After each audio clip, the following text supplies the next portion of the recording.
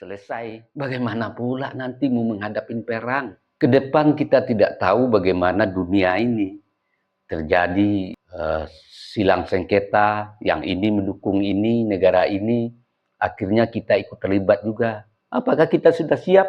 Hanya tuduhan ijazah palsu saja setahun lebih, diisi di panggung TV-TV, dipertontonkan akhlak-akhlak yang tidak baik dalam perdebatan, dan bangga pula. Yang lucunya, orang yang berbicara kasar, menghina orang, menyebut pula atas nama agama, sering menyebut nama Tuhan. Dan tentang foto Ratna Sarumpait, akhirnya panggung jadi sunyi, lampu redup, penonton pulang dengan rasa malu yang tak pernah diakui. Begitu juga orang-orang yang langsung melakukan konferensi pers dan segala macam. Dan sekarang kita masuk ke babak baru. Babak yang barusan saya katakan, isu ijazah palsu.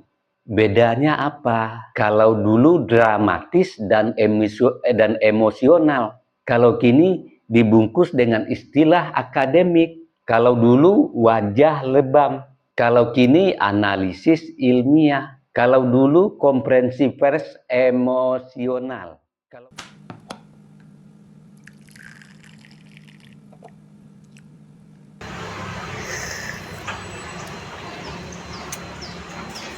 Bagi sahabat yang mau sloki unik ini, sloki tengkorak, ya silahkan klik keranjangnya ya.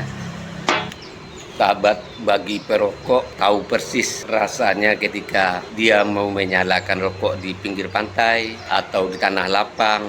Itu pasti banyak angin, dan untuk merokok menyalakan koreknya pasti kesulitan, pasti padam oleh tiupan angin.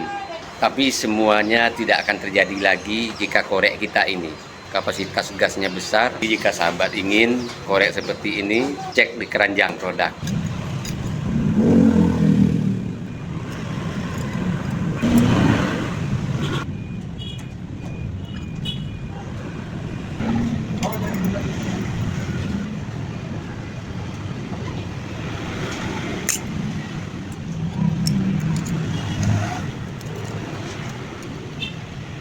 Yang berkendaraan punya mobil, power bank jumper aki ini penting ada di kendaraan kita.